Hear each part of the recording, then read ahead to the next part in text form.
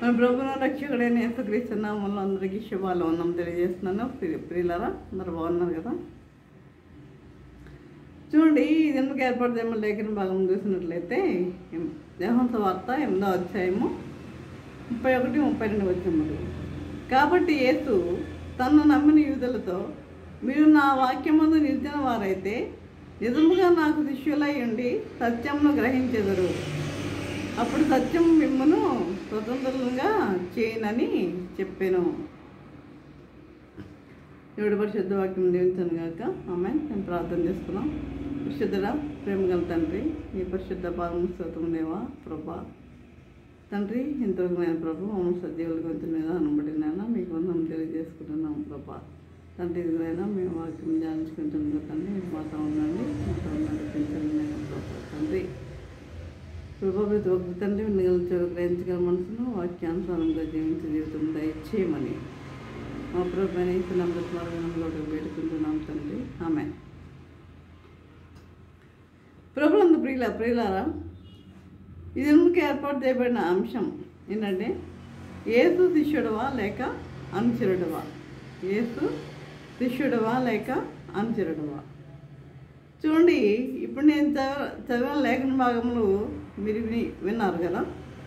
యేసు ప్రభు వారి మాటల్లో తనను ఎరిగిన వారితో కానీ అపరిచితులతో కానీ చెప్పడం లేదు. ఈ మాటలు ఎవరితో చెప్తున్నారంటే, తనను నమ్మిన యూదులతోనే చెప్తున్నారు. ఈ మాటలన్నీ తనను నమ్మిన యూదులతోనే చెప్తున్నారు. ఏమని? చూడండి, ఆయనను నమ్మితే సరిపోదు, ఆయన వెంబడిస్తే సరిపోదు. మనం ఏం చేయాలి? ఆయన శిష్యులుగా మనము మారాలి. ఆయన శిష్యులుగా మనము మారాలి. అయితే ఎవరు ఆయన శిష్యులు? ఆయన శిష్యులు ఎవరు? ఆయన వాక్యం ఎవరి యందు నిలిచి ఉంటుందో వారే ఆయన యొక్క శిష్యులు. ఆయన వాక్యము ఎవరి యందు నిలిచి ఉంటుందో వారే ఆయన యొక్క శిష్యులు. కాబట్టి మీరు దేవుని వాక్యమును అనుదినము ధ్యానించని వారైతే మీరు క్రైస్తవులని లేకపోతే విశ్వాసులని చెప్పుకోకండి. అనుదినము ధ్యానించని వారైతే. అయితే చూడండి, నా వాక్యమందు నిలిచిన వారైతే నా వాక్యమందు నిలిచిన వారంటే ఏంటి? నా వాక్యమందు నిలిచిన వారైతే అంటే ఏంటి? వాక్యమందు నిలిచి ఉండటం అంటే వాక్యంని నీ నివాసముగా చేసుకోవాలి. వాక్యమునే నీ నివాసముగా చేసుకొని ఆ యొక్క నివాసంలో నీవు జీవించటం. వాక్యంనే నీ నివాసముగా చేసుకొని ఆ నివాసంలో నీవు జీవించాలి. కాబట్టి నీ ప్రాణాత్మ దేహాలలో వాక్యము నిలిచి ఉండాలి. నీ ప్రాణాత్మ దేహాలలో వాక్యము నిలిచి ఉండాలి.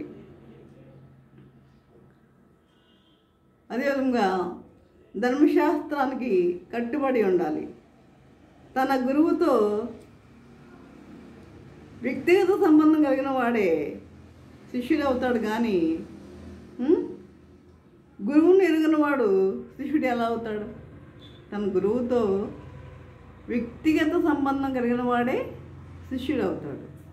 కానీ గురువుని ఎరుగని వాడు శిష్యుడు అవ్వడు. కాబట్టి మనం ఏం చేయాలి? గురువునై ఉన్న క్రీస్తుతో అనుదినము సంబంధం కలిగి ఉండకుండా ఆయనను శిష్యుడవు నీవు కాలేవు. గురువై ఉన్న క్రీస్తుతో అనుదినము సంబంధం కలిగి ఉండకుండా నీవు శిష్యుడవు కాలేవు. చూడండి, వాక్యమందు నిలిచి ఉండటం అంటే వాక్యమును ధ్యానించడం, దివారాత్రులు వాక్యాన్ని ధ్యానించడం. చూడండి, ఒక ఆవు గడ్డి మేసి మళ్ళీ పక్కకి వచ్చి కూర్చొని ఏం చేస్తున్నది? తిన్నది నోట్లో తెచ్చుకొని మళ్ళీ గొంతులో నోట్లో తెచ్చుకొని మళ్ళీ అదే వెనక్కి తెచ్చుకొని ఏం చేస్తున్నది? నెమ్మది వేసుకుంటూ ఉంటుంది.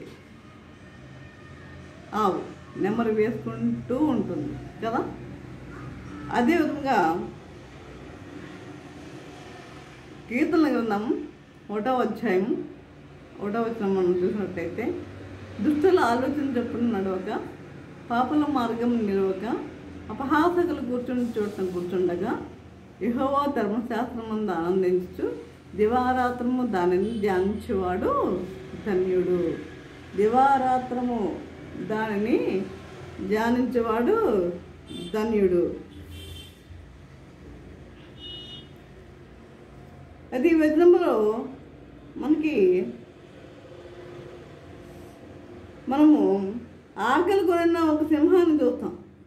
ఆకలి కొనిన ఒక సింహం ఒక వేటను వేసుకొచ్చింది. బాగా ఆకలితో ఉంది, వేటను వేసుకొచ్చింది. అంటే వేటను గొర్రె కానీ మేక కానీ వేటను వేసుకొచ్చి దాని మీద పడి గర్జించుచు అంత ఆకలితో ఉందన్నమాట. గర్జించుచు బుద్ధిస్తూ ఉంది. అయితే ఇంతలో ఎవరు ఈ గొర్రెల కాపర్లు వచ్చి కేకలేస్తున్నా ఏం చేస్తున్నా కూడా అది ఏమి కూడా మాట్లాడే స్థితిలో, అది వాళ్ళని వెంబడించే స్థితిలో కూడా అది లేదు. అంటే దాని ఆశ అంతా దేని మీద ఉంది, దాని కోరిక అంతా దేని మీద ఉంది అంటే వేటను భుజించడంలోనే ఉంది. అంటే అర్థమైంది కదా. అంటే ఏంటి, మన కోరిక కూడా దేని మీద ఉండాలి, దేవుని యొక్క వాక్యాన్ని ధ్యానించడంలోనే మనం ఉండాలి. దేవుని యొక్క వాక్యాన్ని ధ్యానించడంలోనే మనం ఉండాలి, కానీ ఇంక దేని మీద మనం ఉండకూడదు. ఇక్కడ చూడండి, తనకు దొరికిన దాని మీద గర్జిస్తూ అది తింటాము. తనకు దొరికిన దాని మీద గర్జిస్తూ తింటుంది. అది 31వ అధ్యాయం, యెషయా గ్రంథం 31వ అధ్యాయం 4వ వచనం మనం చూసినట్లయితే, అటువంటి తీవ్రతలోనూ ఆకలితోనూ వాక్యాన్ని చదవాలి అని అర్థం. అటువంటి తీవ్రత, అది ఎంత తీవ్రతతో తింటుంది, అటువంటి తీవ్రతతో వాక్యాన్ని చదవాలి, వాక్యాన్ని ధ్యానించాలి అని. కాబట్టి ఈ విధంగా మనకి ఇలా మనం వాక్యాన్ని ఇలా ధ్యానించినప్పుడు ఆ వాక్యము మన మనసులో నిలిచిపోతుంది అన్నమాట. దేవుడు తమతో మాట్లాడాలని కోరుకుంటారే కానీ చాలామంది దేవుడు తమతో మాట్లాడాలని కోరుకుంటారు కానీ అంటే శ్రద్ధతో చదివేవారిగా ఉండరు. అందుకనే వాక్యంను చదవాలి. ప్రాథమికంగా దేవుడు తన వాక్యంతోనే మాట్లాడతాడు. తన వాక్యంతోనే ఆయన మాట్లాడతాడు. చూడండి, పరుని స్వరం ఏదో గుర్తుపట్టగలము. అలాగూ దేవుని స్వరానికి అలవాటు పడినప్పుడు ఆయన చిత్తాన్ని ప్రతి విషయంలోనూ మనము తెలుసుకోగలము. మనం పరుని స్వరం ఏదో దేవుని స్వరం ఏదో మనము గుర్తుపట్టగలం. ఎప్పుడు ఒకని పలుకి అలవాటు పడినప్పుడు, దేవుని స్వరానికి అలవాటు పడినప్పుడు, ఒక స్వరానికి ఒకని పలుకి అలవాటు పడినప్పుడు ప్రియుని స్వరం ఏదో పలుకు స్వరం ఏదో మనము గ్రహించగలం. ప్రియుని స్వరం ఏదో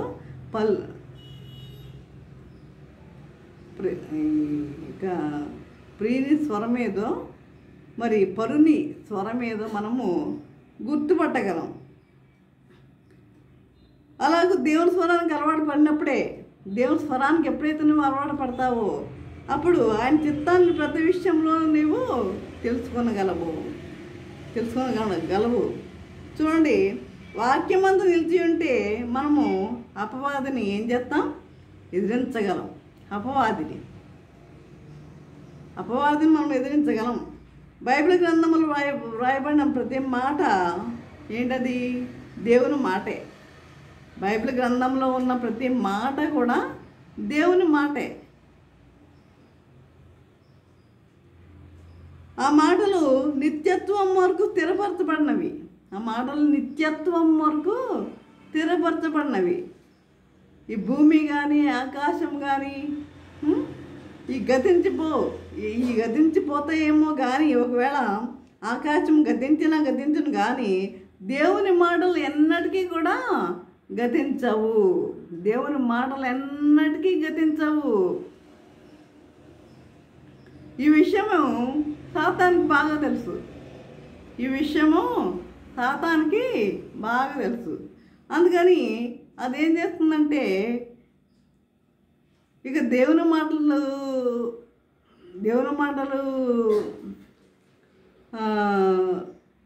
అది తన వల్ల దాన్ని విడిచిపెట్టడం కుదరదు. కాబట్టి ఏం చేస్తుందంటే మనుషుల మీద తన యొక్క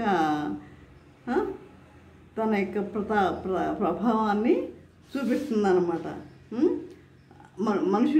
మనుషుల్ని పక్క త్రోవ పట్టిస్తుంది అన్నమాట. ఎందుకంటే దేవుని మాటలు తాను తీయలేదు, అవి గతించవనే విషయం తనకు తెలుసు. అందుకని మనుషులను ఏం చేస్తుంది? పక్క త్రోవ పట్టిస్తుంది. అదేవిధంగా చూడండి, ఏదైనా తోటలో దేవుడు ఆదాము హవ్వకి మంచి ప్రదేశాన్ని ఇచ్చాడు. అన్ని చెట్లు, పండ్లు అన్నీ ఉన్నాయి. అయినా కూడా మరి ఆ ఇద్దరే ఉన్నారు అక్కడ. ఎవరన్నా ఉన్నారా? ఎవరు లేరు కదా. ఆదాము అవ్వ ఇద్దరే కదా అక్కడ ఉంది. మరి ఎలా మరి వెళ్ళి అవ్వని అనుమానంతో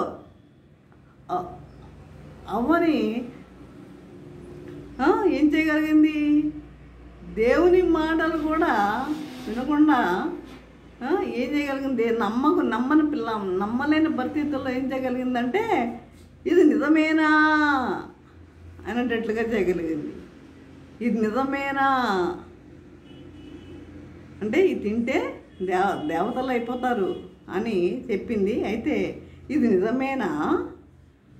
చూడండి, ఈ విధముగా మరి వారిద్దరూ ఉన్న ప్రదేశంలో కూడా వెళ్ళి ఆ విధముగా సందేహం వచ్చేటట్లుగా చేయగలిగింది. కనుక దేవుని మాటలు సత్యమని మనకంటే బాగా తెలిసింది ఎవరు అంటే సాతానికే. మనకంటే బాగా తెలిసింది ఎవరికంటే సాతానికే. అందుకని మనం ఏం చేయాలి? అనుదినము మన హృదయాన్ని దేవుని వాక్యముతో నింపుకోవాలి. దేవుని వాక్యముతో, వాళ్ళతో వాళ్ళతో మాట్లాడతా ఈ మాటలతో కాదు, కానీ వాళ్ళతో వీళ్ళతో రకరకాలుగా మాట్లాడటం కాదు, కానీ ఏం చేయాలి? దేవుని వాక్యంతో మన హృదయాన్ని ప్రతి దినము మనము నింపుకునేవారిగా ఉండాలి. ప్రియులారా. కాబట్టి చూడండి, కొంతమంది తప్పుడు బోధలకు పడిపోయేలా చేస్తాడు సాతానుడే. తప్పుడు బోధలకు పడిపోయేటట్లు చేస్తాడు. చూడండి, యోహాను రాసిన మొదటి పత్రిక 2వ అధ్యాయం 14వ వచనం చూసినట్లయితే, చిన్నపిల్లలారా, మీరు తండ్రిని ఎరిగి ఉన్నారు కనుక మీకు రాయిచున్నాను. యవనస్తులారా, మీరు బలవంతులు, దేవుని వాక్యం మీ యందు నిలుచుచున్నది, మీరు దుష్టును జయించున్నారు కనుక మీకు రాయిచున్నాను. యోహాను రాస్తున్నాడు. కనుక మీకు రాయిచున్నాను. చిన్నపిల్లలారా, మీరు తండ్రిని ఎరిగి ఉన్నారు కనుక మీకు వ్రాయిచున్నాను. తండ్రులారా, మీరు ఆది నుండి ఉన్నవాణిని ఎరిగి ఉన్నారు కనుక మీకు వ్రాయిచున్నాను. ఇక్కడ చిన్నపిల్లలకి రాస్తున్నాడు, యవనులకు రాస్తున్నాడు, తండ్రులకు రాస్తున్నాడు. యవనస్తులారా, మీరు బలవంతులు, దేవుని వాక్యం మీ యందు నిలుచున్నది, మీరు దుష్టుని జయించుచున్నారు, జయించి ఉన్నారు కనుక మీకు వ్రాయిచున్నాను అంటున్నాడు. కనుక ప్రియులారా, మరి ఈ విధముగా దేవుని వాక్యము మన హృదయములో నివాసము ఉండేటట్లుగా మనము ఉండాలని ప్రభు కోరుకుంటున్నాడు. వాక్యం మన యందు నిలిచి ఉండటం అంటే ఏంటి అంటే, ఆ వాక్యం అనే నివాసములో మనము నివసించడమే. వాక్యం మందు నిలిచిన వారైతే అంటున్నాడు కదా, వాక్యం అనే ఆ నివాసములో మనము నివసించడమే. మరి నివసిస్తున్నామా? మనము దేవుని వాక్యంలో మనం నివసించే వారిగా ఉన్నామా? అది ఉండాలని ప్రభు కోరుకుంటున్నాడు. వాక్యమందు నిలిచిన వారిగా ఉండాలని ప్రభు తెలియజేస్తున్నాడు. అదే వాక్యం ముందు నిలిచి ఉంటే మనము ఎవరిని జయిస్తామంట? అపవాదినే జయిస్తామంట. మనము అపవాదినే జయిస్తామంట ప్రియులారా. వాక్యం ముందు నిలిచి ఉన్నట్లయితే అపవాదినే జయిస్తామంట. కాబట్టి మనం అపవాదిని జయించాలి. ఈ లోకంలో ఉండగా అపవాదిని మనము జయించే వారిగా ఉండాలి. అది ఉండాలని ప్రభు కోరుకుంటున్నాడు. ఈ విధంగా జీవించటకు పరిశుద్ధాత్మ దేవుడు సహాయం చేసి నడిపించను గాక. ఆమేన్. ప్రార్థన చేసుకున్నాం. పరిశుద్ధుడా, ప్రేమగల తండ్రి, ఈ పరిశుద్ధ పరమస్తుతం దేవా ప్రభా తండ్రి, దొంగనాయ ప్రభా, నీ వాక్యంలో తండ్రి మాతో మాట్లాడిన విధానం బట్టి నాయన మీకు వందనం తెలియజేసుకుంటున్నాం తండ్రి. నాయన ఇది తండ్రి, మేము వాక్యం మరి ధ్యానించగా తండ్రి అనేక మంది విన్నారు నాయన ప్రభా. నాయన తండ్రి, ప్రతి ఒక్కరిలో తండ్రి వాక్యం నాటబడి నాయన ఆ విధంగా వారు జీవించటకు, ప్రతి ఒక్కరు నీ శిష్యులుగా ఉండటకు నీ కృప అనుగ్రహించమని నజరేయుడైన యేసు నామములో మరి వినమ్రంగా వేడుకొంచున్నాం తండ్రి. ఆమేన్.